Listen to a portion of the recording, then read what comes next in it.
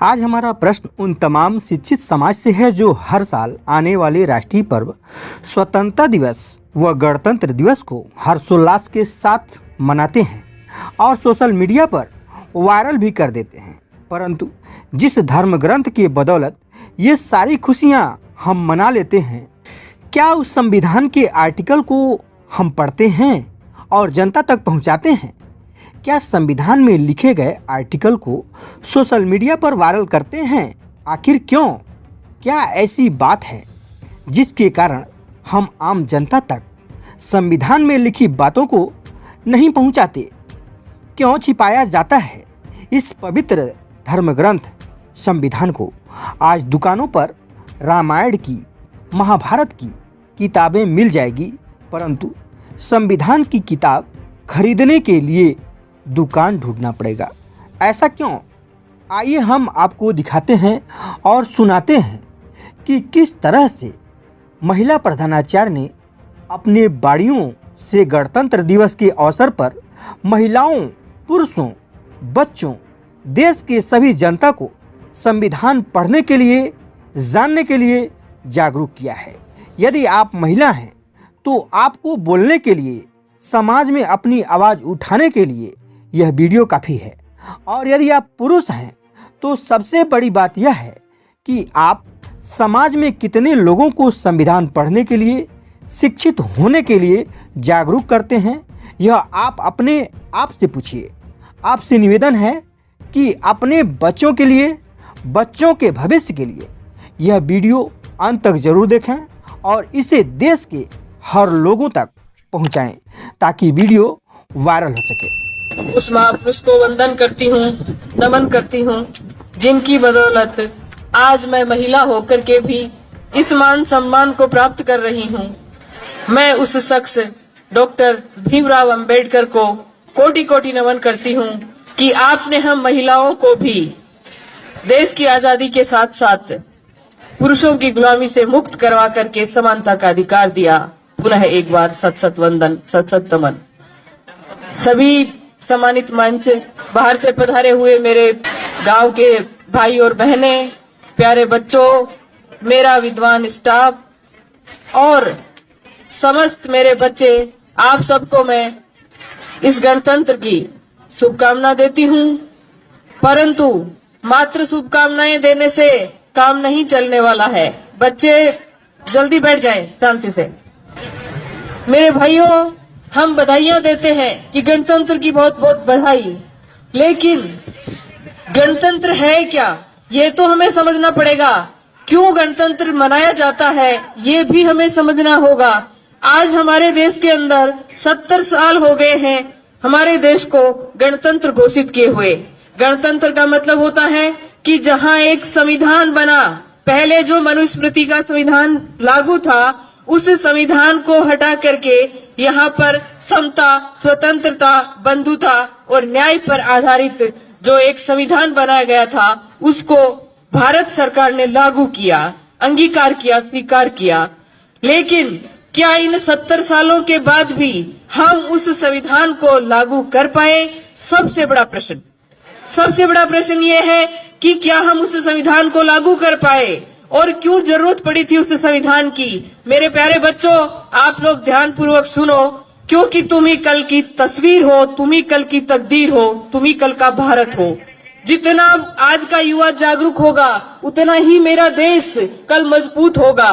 तो मैं आपको बताना चाहती हूँ कि आज के दिन ये संविधान मैं लेकर के आई इस प्रति को, क्योंकि कभी भी इस संविधान को किसी लाइब्रेरी में नहीं रखा गया, किसी भी सामान्य बुक स्टॉल पर यह उपलब्ध नहीं होता है। क्यों? क्या है इसके अंदर जिसकी वजह से छुपाया जाता है? कोई तो वजह होगी। इस सृष्टि का नियम है, कोई भी कार्य बिना कारण के कभी भी नहीं होता है। अगर इस भारत के पवित्र महान ग्रंथ को छुपाया जाता है या छुपाया गया है तो पीछे बहुत बड़ी वजह रही होगी। हम लोग हर साल गणतंत्र मनाते हैं, इकट्ठा हो जाते हैं, बच्चों से परेड करवा लेते हैं, नेताजी वगैरह, प्रिंसिपल वगैरह सब भाषण दे लेते हैं और बच्चे नाच गा करके घर चले जाते हैं। नहीं मेरे बच्चों, ये देश में जानना होगा कि आज का दिन विशेष क्यों है और किस लिए मनाया जाता है। मैं कहती हूँ कि 15 अगस्त से भी कहीं ज्यादा महत्वपूर्ण आज का दिन है, और वो दिन इसलिए है क्योंकि अगर आजादी मिल जाती और वही व्यवस्था बनी हुई रहती तो क्या फर्क पड़ता। हम इस चतुर्वर्णी व्यवस्था में जो श्रेष्ठता के शिखर पर पहुंचे हुए लोग थे उनके गुलाम हो जाते। पहले अंग्रेजों के गुलाम थे, उसके बाद में हम उनके गुलाम हो जाते। लेकिन इस भारतीय संविधान ने हम सबको समता, स्वतंत्रता, बंधुता और न्याय पर आधारित समाज की स्थापना करने की जो प्रेरणा दी, क्या हर एक जागरूक बंदे से मेरा सवाल है कि वो अपने जमीर से पूछे, क्या हम समता, स्वतंत्रता, बंधुता और न्याय की स्थापना कर पाए? हम नहीं कर पाए। क्या आदिवासियों के लिए अनुसूची 5 और 6 लागू हुई? नहीं हुई। अरे कम से कम मैं तो यही पूछना चाहती हूँ कि इस संविधान के पहले पन्ने पे लिखा है भारत अर्थात इंडिया। हम हमारे देश के नाम को तो नहीं जान पाए, क्या संविधान क्या खाक लागू करेंगे? हम हमारे देश के नाम को नहीं जानते, हिंदुस्तान हिंदुस्तान करते रहते हैं, जबकि हमारा संविधान हमें कहता है कि इस देश का नाम भारत या इंडिया है। हम किस संविधान की, किस गणतंत्र की बात करते हैं? ये झूठे खोखले वादे हैं, और ये खोखले वादे इसलिए है क्योंकि भारत की जनता पप्पू है। मैं किसी दूसरे में उलाना नहीं लगाती। हमारी कमजोरी है कि हमारे उस बंदे ने अपनी जिंदगी लगा करके अपने 4-4 बच्चों की बलि दे करके इस असमानता की इस खड़ी व्यवस्था को ऐसे ला करके इसके अंदर रखा। लेकिन हमारी नालायकी देखिए कि आज दिन तक हम उसको ऐसा नहीं कर पाए। सिद्धांतों में ये संविधान है, लेकिन आज भी आप जाकर के देखिए वो व्यवस्था लागू है। तो मेरे भाइयों, हमें मूल्यांकन करना होगा इस चीज का कि 70 साल बीत जाने के बाद भी क्या आर्टिकल 340 जो इस देश के महान संख्या वाले, जो बहुसंख्या वाले जो ओबीसी वर्ग है, उस ओबीसी का आर्टिकल 340 ओबीसी के लोगों को ही नहीं पता। दूसरों की तो बात छोड़ो, ओबीसी के लोगों को नहीं पता कि आर्टिकल 340 क्यों लिखा गया और उसकी क्या पालना हुई, कुछ नहीं पता है। आर्टिकल 341 कुछ मिला, लेकिन आर्टिकल 342 एसटी के लिए कुछ नहीं मिला। क्या पता है आदिवासियों को? अरे मेरे आदिवासी मूल निवासी भाइयों, तुम समझो कि जिस देश में बाबा साहब के जन्म लेने से पहले महान बिरसा मुंडा ने आजादी का आंदोलन, जिसको मुंडारी भाषा में मुक्ति का आंदोलन यानी कि उल गुलान नामक एक जो आंदोलन छेड़ा था, क्या पता है आपको? नहीं पता, क्योंकि हम पेट तक सीमित कर दिए गए। हमारी शिक्षा पद्धति, एक प्रिंसिपल होने के नाते मुझे शर्म आती है ये कहते हुए कि भारत की शिक्षा पद्धति विश्व की शिक्षा पद्धति में घटिया वाली में दूसरे नंबर पर है।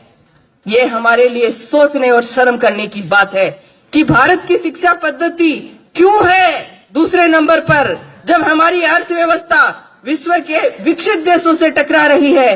तो हमारी शिक्षा पद्धति जो कि भारत के भविष्य का निर्माण करती है, उस भारत के भविष्य के साथ ऐसा मजाक क्यों ऐसा मजाक? ये समझना होगा, और ये पढ़े लिखे लोगों को समझना होगा।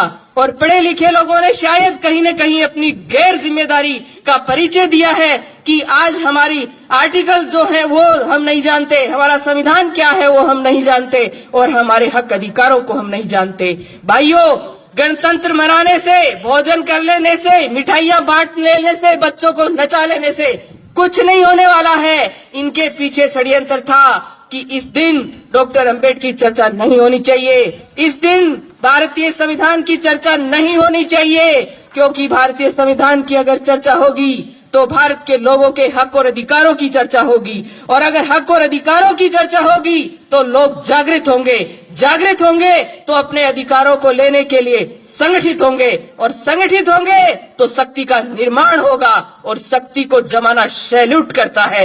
इसलिए हमारी शक्ति नहीं बन सके, हमारे लोग जानकारी नहीं हासिल कर सके, इसके लिए इस गणतंत्र का जो ये रूप, मुझे खुशी है इस बात से कि बच्चों को डांस भी करना चाहिए, बच्चों को बोलना भी चाहिए, लेकिन इस दिन सेमिनार, इस दिन वाद विवाद, इस दिन बड़ी बड़ी चर्चाएं, परिचर्चाएं, टीवी के ऊपर जो वो विवाद करते हैं, बैठ करके नॉन इश्यू को इश्यू बना करके जो बक बक करते रहते हैं, उन लोगों को वहां पर संविधान के आर्टिकलों पर चर्चा करनी चाहिए। ऐसा क्यों नहीं होता? क्यों नहीं होता ऐसा इसलिए नहीं होता कि आप लोग अपने अधिकारों के प्रति जागृत नहीं हो। मुझे दुख है इस बात का। मेरा विद्वान स्टाफ बैठा है, शायद पहली बार डॉक्टर अंबेडकर की तस्वीर देख रहे होंगे 26 जनवरी के ऊपर, पहली बार, वरना बहुत कम। मेरी खुद की उम्र इतनी हो गई, 22 साल हो गए सर्विस में, कभी नहीं देखा। क्यों रोका जाता है चर्चा से? अरे मेरे भोले लोगों, तुम समझो, बहुसंख्यक लोगों, तुम समझो कि तुम्हारे साथ ये जो साजिश हो रही है, ये क्यों हो रही है। मेरे भाइयों, सृष्टि का नियम है, कोई भी कार्य बिना कारण नहीं होता है।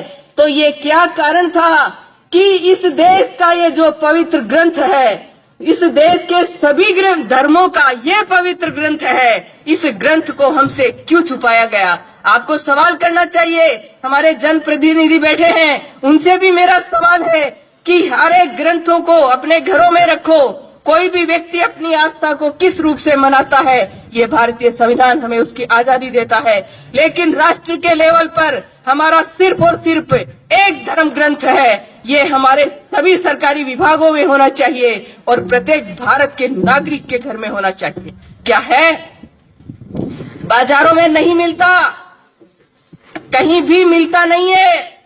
मुझे कोई दुख नहीं हो रहा है ये कहने में कि सत्यनारायण की कथा आपको हर कहीं मिल जाएगी, लेकिन जिस विधान से, जिस वजह से ये देश चलता है, इस संविधान की प्रति आपको भटकने पर भी नहीं मिलती है। क्यों? कुछ तो सोचो। अरे कुछ तो पढ़े लिखे होने का सबूत दो कि क्यों नहीं मिलती। क्या वजह रही है कि हमारे हक और अधिकारों से हमें वंचित रखा गया है? हमें जानना होगा, हमें समझना होगा कि कहीं ये देश आज भी एक प्रकार की गुलामी में तो नहीं है। फिर आपको सोचना होगा कि अगर आज भी ऐसी गुलामी है या आज भी ऐसे षड्यंत्र है, तो कौन लोग हैं जो हमारे साथ षड्यंत्र कर रहे हैं? कौन लोग हैं जो हमारे हक अधिकारों से हमें वंचित कर रहे हैं? सत्य के लिए लड़ना पड़ता है मेरे भाइयों। सत्य मुफ्त में नहीं मिलता। इतिहास उठा करके देखिए कि ये जो हक अधिकार हमें मिले हैं, इन हक अधिकारों के लिए भगत सिंह, राजगुरु और उधम सिंह जैसे शहीदों ने अपना बलिदान दिया है। और मैं नमन करती हूँ उन महापुरुषों को, उन शहीदों को कि जिनका नाम भी नहीं है, क्योंकि वो नींव की ईंट है। वो इस देश की आजादी की जो नींव खोदी गई थी उसमें दफन है, लेकिन हम उनको सैल्यूट करते हैं क्योंकि उनके अंदर एक भावना थी अपने देश के प्रति। उस भावना को उन लोगों ने अपने नाम के लिए नहीं। आज हमारे देश का सबसे बड़ा दुर्भाग्य है कि कोई भी व्यक्ति नहीं शर्म आ रही है ये कहते हुए कि भारतीय है ही नहीं। ढूंढने जाओ आपको जातियां मिलेंगी। जातियों से अगर ऊपर निकलोगे तो आपको धर्म मिलेंगे, और धर्म से ऊपर आप अगर निकल गए तो आपको कांग्रेस, बीजेपी और पार्टियों के लोग मिलेंगे। इस देश का कितना बड़ा दुर्भाग्य है कि ढूंढने जाओ तो साला एक भारतीय नहीं मिलता। बात करते हैं राष्ट्रभक्ति की, बात करते हैं ऊंची ऊंची कि हम राष्ट्र वो प्रेमी है, देशभक्त है। अरे तुम लोगों ने देश का नाम नहीं लेते, भारत का संविधान लोगों को नहीं पढ़ाते, तो कौन से राष्ट्र का निर्माण कर रहे हो? धर्म के अंदर असमानता है, समझना होगा।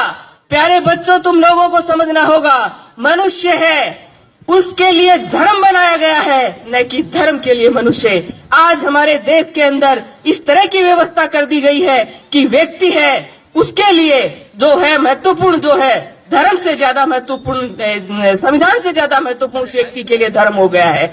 हमें धर्म को अपने घरों तक सीमित रख करके देश के लिए सोचना होगा। हमें हमारे भारत को, जो पहले सम्राट अशोक के समय में जो विश्व गुरु था, वैसा का वैसा विश्व गुरु हमें हमारे देश को बनाने के लिए प्रत्येक नागरिक को भारत का संविधान पढ़ना पड़ेगा। संविधान पढ़ोगे तो आपको पता लगेगा कि हमारे हक और अधिकार क्या है। जब प्रत्येक व्यक्ति को हक और अधिकार मिलेगा तो भारत आज जिस चीन, जिस पाकिस्तान, जिस बांग्लादेश की बात करता है, आपको सुनकर ताज्जुब होगा कि वह हमारा भारत भूखमरी के अंदर उन देशों से पिछड़ा हुआ है। सम्मानित मंच से भी प्रश्न रहेगा, सामने मेरा बुद्धिजीवी स्टाफ बैठा है, उससे भी प्रश्न रहेगा कि घर में अगर पैसा आता है और घर के लोग भूखे हैं तो घर का मुखिया चोर है कि नहीं? अगर हमारी अर्थव्यवस्था भारत की अर्थव्यवस्था जो है वो विश्व में उन्नतिशील और निरंतर विकास करने वाली अर्थव्यवस्था है, और भूखमरी जिसको स्टैंडर्ड नाम कुपोषण दे करके भूखमरी के नाम से गुमराह कर रखा है, तो वो जो भूखमरी है उसको कुपोषण का नाम दे करके कितने बच्चे मरते हैं पता है आपको? एक साल में 15 लाख बच्चे भारत में कुपोषण से मरते हैं, 0 से 5 साल के। अगर आप उसका वैल्यूएशन महीने में करो तो 1.25 लाख बच्चे एक साल में एक महीने में कुपोषण से मरते हैं, 0 से 5 साल के। और अगर आप इनकी तुलना ऐसे करते जाओगे तो आपको ताज्जुब होगा, और ताज्जुब तो आपको उस समय और ज्यादा होगा जब उनकी जातियों का आपको पता लगेगा कि कौन लोग हैं जो मारे जाते हैं, कौन लोग हैं वो बच्चे जो कुपोषण यानी कि भूखमरी से मारे जाते हैं।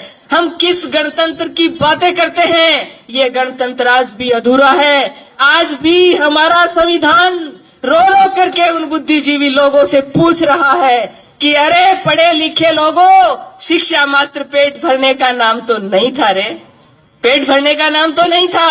शिक्षा का मतलब था कि तुम लोग समझते कि सच्चाई क्या है, हमारे हक अधिकार क्या है, और उस भोले बिना पढ़े लिखे समाज को जाते उनको समझाते कि देखो हमारे हक और अधिकार ये हैं, तो वो लोग तुम्हारे साथ संगठित होकर के खड़ा होते, तुम्हारी ताकत बनती।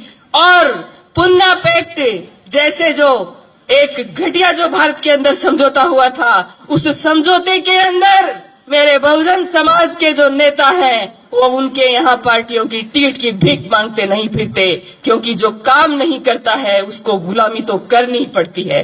कहीं न कहीं हमारे अंतर मन को हमें टटोलना होगा मेरे भाइयों। अगर आप मोहब्बत करते हो इस वतन से, अगर आप मोहब्बत करते हो अपने बच्चों से, आप मोहब्बत करते हो अपने बच्चों के आने वाले भविष्य से, तो आपको इस गणतंत्र को सार्थक बनाना होगा, इस धर्म ग्रंथ को आपको पढ़ना होगा। ये भारत का धर्म ग्रंथ असली धर्म ग्रंथ है। इसको पढ़िए, इसको जानिए, इसको समझिए कि पहले की व्यवस्था क्या थी और संविधान ने हमें क्या हक और अधिकार दिए। साथियों, जब हक अधिकार के बारे में पता ही नहीं होगा तो उसको प्राप्त करने का तो प्रश्न ही नहीं खड़ा होता। जब पता ही नहीं कि कौन सी चीज मेरी है कौन सी नहीं है, तो उसको प्राप्त करने का प्रश्न ही नहीं उठता। तो आपसे सभी से मेरी गुजारिश है कि पढ़े लिखे लोगों, शिक्षा को मात्र पेट भरने का माध्यम मत बनाओ, क्योंकि शिक्षा जो है, संस्कृत में भी एक सूक्ति है, विद्या सा विमुच्यते, यानी ज्ञान जो होता है ना वह हमें मुक्त करता है। किससे? सोचने और समझने की सामर्थ्य देता है। पढ़ा लिखा भी उसी पाखंड के रास्ते पे जाता है और एक अनपढ़ भी उसी रास्ते पे जाता है। मैं कहती हूँ उस पढ़े लिखे से कहीं ज्यादा श्रेष्ठ वो अनपढ़ है कि उसको पता नहीं इसलिए वो उस रास्ते पे जा रहा है, लेकिन पढ़ा लिखा तो उन किताबों को शर्मिंदा करके भी उसी रास्ते पे जा रहा है। तो समझने वाली बात है कि शिक्षा आपको सोचने की, समझने की सामर्थ्य देता है, गलत और सही में फर्क करता है। गलत और सही में फर्क करने के बाद में आपको इतनी हिम्मत देता है कि जो सत्य का जो मार्ग है, जो सही मार्ग है, उस मार्ग पे आपको चलने की वो ताकत देता है, बशर्ते आप अकेले ही क्यों न चले। ये नहीं है कि जहां भीड़ जाती है उधर ही आपको जाना है, क्योंकि ये जरूरी नहीं कि जिधर भीड़ जा रही है वो मार्ग सत्य है। सत्य का मार्ग तो खुद मर करके, खुद बीट करके खोजना पड़ता है, और हम हो लेते हैं किसी के पीछे और कहते हैं यही सत्य का मार्ग है। साथियों, बहुत ज्यादा समय मैं आपका नहीं लूंगी। मेरे दर्द की, मेरी जो पीड़ा है इस बहुजन समाज की, उस पीड़ा को मैंने व्यक्त किया है कि हे मेरे बहुजन समाज के लोगों, तुम लोग समझो कि तुम्हारे हक और अधिकार आज भी नहीं है। इस देश का बहुत बड़ा तबका 52% ओबीसी, मैं कहती हूँ इस देश का भाग्य है, लेकिन निर्भीक नींद में सोया पड़ा है। अरे कुंभकर्ण भी 6-7 महीने सोता था, तुम तो जागो रे, कम से कम सालों हो गए, 70 साल तो देश को आजाद हुए हो गए। कभी पढ़ा आर्टिकल ओबीसी का पहला आईएएस मंडल कमीशन के लागू होने के 44 साल बाद आजादी के पहला आईएएस प्राप्त हुआ था। ओबीसी के लोगों को पता ही नहीं है। मैं बांट नहीं रही, मेरा कोई स्पीच सुनेगा वो कह सकता है कि ये ऐसा कोई स्पीच होता है 15 अगस्त पे, 26 जनवरी पे, क्योंकि ऐसा मेरे को एक बार पहले भी कहा हुआ है कि 26 जनवरी को डॉक्टर अंबेडकर का नाम लेने का प्रश्न ही नहीं उठता। मेरी समझ में नहीं आया कि जो आदमी संविधान बनाने वाला मुख्य व्यक्ति था, कमेटी में और लोग होंगे, लेकिन जो वर्क सबसे ज्यादा जो किया वो डॉक्टर अंबेडकर ने किया, तो उन लोगों, उस व्यक्ति का नाम लेने से गर्व होना चाहिए। क्या कहीं वो आज भी किसी जातिवाद के कारण ही तो वंचित नहीं है? वरना जिसको अमेरिका जैसी कोलंबिया जो यूनिवर्सिटी है, उस यूनिवर्सिटी ने उसको सिंबल ऑफ नॉलेज, और बराक ओबामा ने कहा कि ये तो भारत का दुर्भाग्य है, ये डॉक्टर अंबेडकर का दुर्भाग्य है कि वो भारत में पैदा हुए। अगर वो अमेरिका में पैदा होते तो हम उसको सूर्य कहते हैं, उसको हम सूर्य कहते। तो उस सूर्य को जो दबाया जाता है या दबाया गया है, उसकी कोई तो वजह होगी, क्योंकि उन्होंने आप सबको अपने बच्चे माना। 4 बच्चों की बलि दी है। हिंदू कोड बिल, मैडम से रिक्वेस्ट करूंगी जरूर कि हिंदू कोड बिल पढ़े, जिसके लिए, और 52% ओबीसी के लिए उन्होंने कानून मंत्री के पद से इस्तीफा दिया। आज हमारे समाज के लोग मंत्री पद के लिए समाज को बत्ती लगा देते हैं, और वो बंदा ऐसा था कि जिसने उन लोगों के अधिकारों के लिए अपने पद को लात मार दी कि जब मैंने इतनी मेहनत करके हिंदू कोड बिल बनाया और कालेलकर समिति को लागू कराने के लिए ओबीसी के लिए लड़ाई लड़ी, और अगर तुम इन दोनों को नहीं मान रहे तो कोई बात नहीं, ये संभालो तुम्हारा पद। क्या हमारे नेताओं से भी मेरा सवाल है कि क्या है तुम्हारे अंदर इतना दम कि तुम समाज के लिए ऐसा कर सकते हो? मेरे समाज के नेताओं, मेरा निवेदन है आपसे, मत भूलो, क्योंकि इसी संविधान, इसी समाज के अंदर तुम्हारी भी संतान है। अगर समाज होगा तो तुम्हारी संतानें महफूज है। अगर व्यक्तिगत उन्नति आपने कितनी भी कर ली, समाज के बिना शून्य हो जाएगी। आज शून्य हो रही है। इसलिए मेरे देश के सभी लोगों, जो भी मेरी आवाज अब या बाद में सुनेगा, उन सभी से मेरा अनुरोध है कि आप अपने हक और अधिकारों के प्रति जागरूक बनो, संगठित बनो। हम किसी के अधिकार छीनने वाले लोग नहीं हैं। हम तो डॉक्टर अंबेडकर के अनुयायी हैं, जिन्होंने मनुस्मृति लिखने वाले असमानता की जो व्यवस्था थी, उनकी संतानों को भी बराबर हक दिया। उसने कोई घालमेल नहीं किया। उन्होंने सारी महिलाएं, जो हिंदू धर्म ग्रंथों में भी अछूत मानी जाती थी, रामायण जैसा ग्रंथ जिनको महिलाएं ढोती हैं, उसका वर्ण है ढोल गवार शूद्र पशु नारी, ये सब ताड़न के अधिकारी। उससे डॉक्टर अंबेडकर ने मुक्ति दिलाई थी कि नारी भी समानता की अधिकारी है। लेकिन अफसोस मुझे कि एक भी भारतीय नारी ने उसको थैंक्स नहीं बोला, बिल्कुल नहीं बोला। एक बार संविधान दिवस का दिन था तो बोले कि पिछली बार की बात है तो कि पुष्प अर्पित कर दो, तो मुझे बहुत दुख हुआ कि सिर्फ मैं एक महिला थी, पुष्प अर्पित किए, बाकी ने कहा ठीक है आपने कर दिए। मैंने कहा मैटरनिटी लीव लेने वाली, नौकरियां लेने वाली, सारे हक अधिकार लेने वाली, मनुस्मृति ने कहा कूटे छेते मारे कुछ भी करे, लेकिन तेरा पतिदेव, ऐसे पतिदेव से मुक्ति पाने वाली महिलाएं कहती हैं कि डॉक्टर अंबेडकर ने हमें क्या दिया। अरे तुम पढ़ो तो जानो ना कि उन्होंने तुम्हें क्या दिया। उन्होंने जीने का अधिकार दिया। औरत के पास संपत्ति रखने का अधिकार नहीं था। डॉक्टर अंबेडकर ने स्त्री को अधिकार दिए कि तेरे पति की संपत्ति में भी तेरा अधिकार होगा और पति की संपत्ति, पिता की संपत्ति में भी अधिकार होगा। और क्या लोगे आप? जिस महिला को आज भी आप इसका प्रमाण दे सकते हो, क्योंकि मैं जिस संगठन का कर्मचारी हूं, उस संगठन के अंदर बिना सबूत, बिना तथ्य कोई बात नहीं होती। आज भी मेरे हाथ में संविधान है, मेरे को कोई चैलेंज नहीं कर सकता। और आर्टिकल आप सबको भी कोई नहीं कर सकता। आर्टिकल 19 आपको अभिव्यक्ति की आजादी देता है। आप नौकर हो सरकार के, आप मानसिक गुलाम नहीं हो। आप पढ़े लिखे लोगों, समझ लो इस बात को कि तुम अपनी अभिव्यक्ति अपने समाज में जाकर के संगठित करने की, जानकारी देने की, ये सारे अधिकार रखते हो। आप गुलाम नहीं हो। नौकर लोग डरते हैं, सरकारी कर्मचारी डरते हैं कि हम ऐसे कैसे बोल सकते हैं। मैं बोल रही हूं आपके सामने संविधान की प्रति को सबूत के तौर पे रख करके। कोई बताए मुझे कि एक वर्ड मैंने गलत बोला है क्या? किस बात का डर है तुम्हें? ये महान ग्रंथ जब तुम्हारी रक्षा में खड़ा है तो किस बात का डर है तुम्हें? समझो, जिस समाज को हर जगह जाति प्रमाण पत्र, जाति प्रमाण पत्र, जाति प्रमाण पत्र दिखा दिखा के, और जैसे ही नौकरी लगी जाति समाज पीछे और खुद आगे हो जाते हो। अरे उस समाज का हक खाने वालों, अपने समाज के प्रति थोड़ा तो हक अधिकार अदा करो। क्यों कर्ज लिए जा रहे हो उन सब का?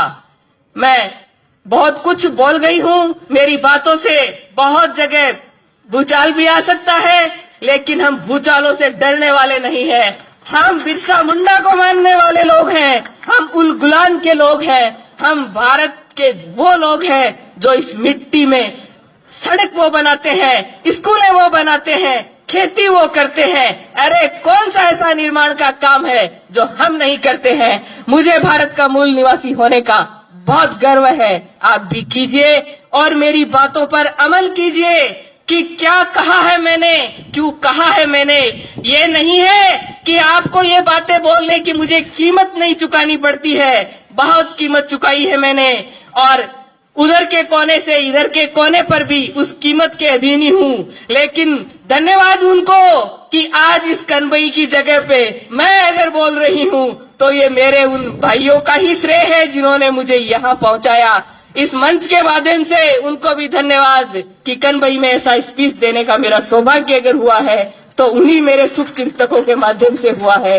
मैं पूरी उम्मीद करती हूं कि एक माया अगर बोलेगी तो सताई जाएगी, लेकिन ये सारी माया अगर हो जाएंगी तो किस किस को सताएंगे, किस किस को सताएंगे।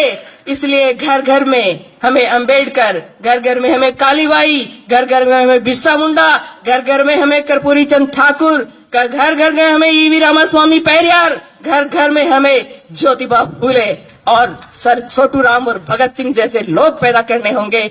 तब हमारा देश वास्तव में गणतंत्र साबित होगा और वास्तव में देश आजादी की जो बात है उसको, आजादी को वास्तव में प्राप्त कर सकेगा। आप लोगों ने मेरे को ध्यानपूर्वक सुना, इसके लिए आप सभी का आभार, धन्यवाद।